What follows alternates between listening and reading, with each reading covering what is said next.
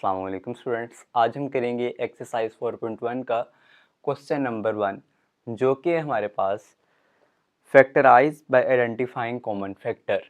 हमने इनको फैक्टराइज करने हैं, इनके अंदर से कॉमन फैक्टर्स निकाल कर देखते हैं कि इसको कैसे करते हैं। तो पहला पार्ट है मेरे पास, पहला एक्सप्रेशन है मेरे पास 6x प्लस 12। मैंने देखना है कि 6 और 12 में से कौन सा नंबर कॉमन आ रहा है। अब इनमें 2 भी कॉमन आ जाता है, मतलब दोनों जो हैं 2 के टेबल पे भी चले जाते हैं। 6 और 12 दोनों 3 के टेबल पे भी चले जाते हैं। 4 पे नहीं जाएंगे, उसके अलावा 6 पे भी चले जाएंगे। और 6 के बाद कोई ऐसा नंबर नहीं है कि जिसमें ये कॉमन जाए। तो जो सबसे बड़ा नंबर है जिस पे ये दोनों कॉमन चले जाते हैं वो हमारे पास है 6। तो मैं इसमें से 6 कॉमन ले लूँगा। ये इन दोनों में से 6 कॉमन आ जाएगा। अब यहाँ पे मेरे पास रह जाएगा x। 6x में से 6 कॉमन गया तो यहाँ पर x रह गया, और यहाँ पर रह जाएगा मेरे पास 2।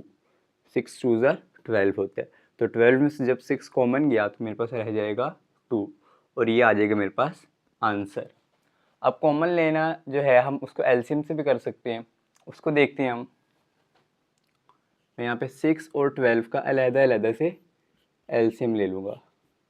यहाँ पे आ जाएगा 2 3 ज़ा 6 और 3 1 ज़ा 3, और इधर आ जाएगा 2 6 ज़ा 12, 2 3 ज़ा 6, 3 1 ज़ा 3। तो 6 के मेरे पास फैक्टर्स आ जाएंगे 2 इंटू 3, और 12 के फैक्टर्स आ जाएंगे 2 इंटू 3 इंटू 2 इंटू 2 इंटू 3। अब इनमें से हमने कॉमन फैक्टर्स निकालने हैं, तो 2 दोनों में कॉमन है और 3 दोनों में कॉमन है। तो कॉमन फैक्टर इसको CF में लिख देता हूँ। तो 2 आ जाएगा और 3 आ जाएगा, और 2 3 ज़ा 6। तो इस तरह मैं इन दोनों में से 6 कॉमन निकालूंगा और अंदर मेरे पास ये वैल्यू बच जाएगी। अब आते हैं इसके पार्ट 2 की तरफ। 15y² और 20y। 15 और 20 में से 5 कॉमन आ रहा है, इसका भी एलसीएम ले लेते हैं। ये 15 है, ये 20 है। 3 5 ज़ा 15 और 5 1 ज़ा 5। इसी तरह 2 10 ज़ा 20, 2 5 ज़ा 10, 5 1 ज़ा 5। तो 15 के मेरे पास फैक्टर्स आ जाएंगे 3 इंटू 5, और 20 के फैक्टर्स आ जाएंगे 2 इंटू 2 इंटू 5। अब इन दोनों में कॉमन हमारे पास 5 है, तो सिर्फ 5 बचा है, तो कॉमन फैक्टर इसका आ जाएगा 5। तो इन दोनों में से मैं 5 कॉमन ले लूँगा।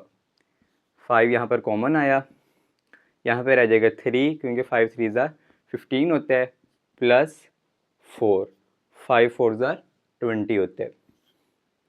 अब ये y² है यहाँ पर, और y दोनों टर्म्स में मौजूद है, तो y भी हम कॉमन लेंगे। अब हमने देखने कि y की सबसे कम पावर कौन सी है। यहाँ पे y की पावर है 2 और यहाँ पर y की पावर है 1, तो सबसे कम ये वाला है y की पावर 1। अब हम y की पावर 1 है उसको कॉमन लेंगे दोनों में से। अच्छा, इसमें से y की पावर 1 गया तो कुछ भी नहीं बचेगा, सिर्फ 4 रह जाएगा। यहाँ पे y² था, तो इसमें से एक y चला गया, तो 2 में से 1 माइनस करे 1 बचता है, तो यहाँ पे रह जाएगा सिर्फ y की पावर 1 या सिर्फ y। तो यहाँ पर मेरे पास आंसर आ जाएगा 5 इंटू 3y प्लस 4। ये भी सेम इसी तरह के, इसको भी देखते हैं। पहले तो हम 12 और 3 में से कॉमन बताएंगे क्या है।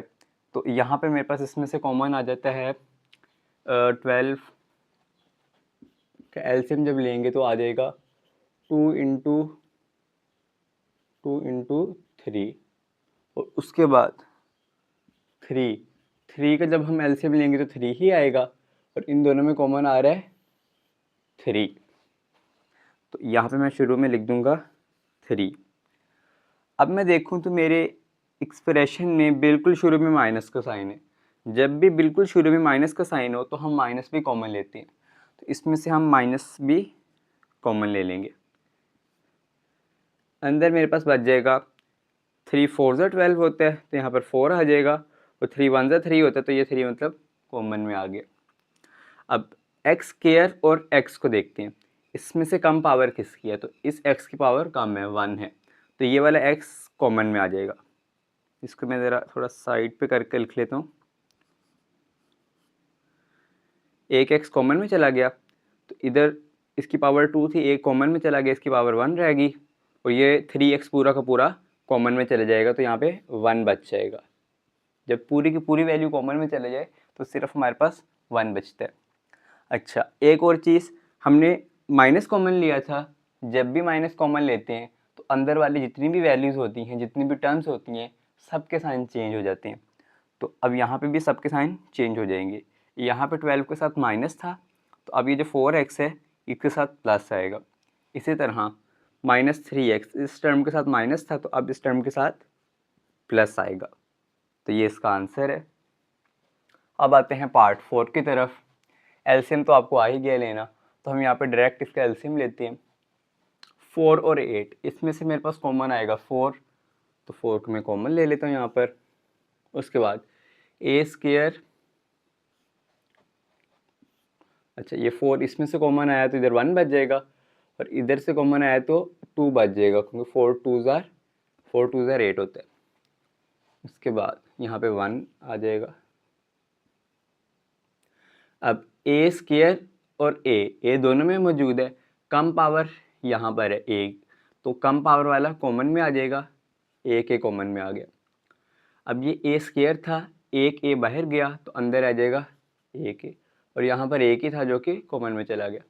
सेम इसी तरह बी के साथ, बी प्लस बी स्क्वायर है, तो कम पावर है यहाँ पे बी की, तो बी कॉमन में चला जाएगा, ये वाला बी यहाँ से कॉमन में चला गया, और यहाँ पे बी स्क्वायर था, 2 थे बी, तो एक कॉमन में चला गया और एक हमारे पास अंदर रह लेगा, तो यहाँ पर प्लस का साइन, हमारे पास आ गया 4ab प्लस इंटू ए प्लस 2ab, और ये जो 1 है हम ये नहीं लिखते होते, 1 हम तभी लिखेंगे जब हमारे पास कोई भी वैल्यू नहीं बचेगी, यहाँ ए बी सी कुछ भी नहीं बचेगा, तब हम 1 लिखेंगे, जिस तरह हमने यहाँ पे किया। तो यहाँ पे 1 नहीं लिखेंगे। उसके बाद अब हमारे पास 3 टर्म्स हैं, इन तीनों में से कॉमन लेना है। यहाँ पे हमारे पास 1 है, 3 है और 2 है। 1, 3 और 2 का जब एलसीएम लेंगे तो उसमें से कुछ भी कॉमन नहीं आएगा, तो इसमें से कोई नंबर कॉमन नहीं आएगा। अब x तीनों में मौजूद है, तो x को कॉमन लेंगे, x की पावर 1, x की पावर 2 और x की पावर 1, सबसे कम है x की पावर 1, तो x की पावर 1 कॉमन आ जाएगा, और यहाँ से x ख़त्म हो गया, यहाँ पे हमारे पास रह जाएगा -3 पहले से था और एक x बाहर चला गया, एक x कॉमन रह गया, इसको मैं ज़रा बड़ा करके लिख लेता हूँ। उसके बाद +2 और एक x था जो कि कॉमन में चला गया। उसके बाद y हमारे पास सिर्फ पहली टर्म में मौजूद है, ना यहाँ पर और ना ही यहाँ पर, तो y कॉमन नहीं आएगा, तो ये हमारे पास आंसर आ गया x into y minus 3x plus 2।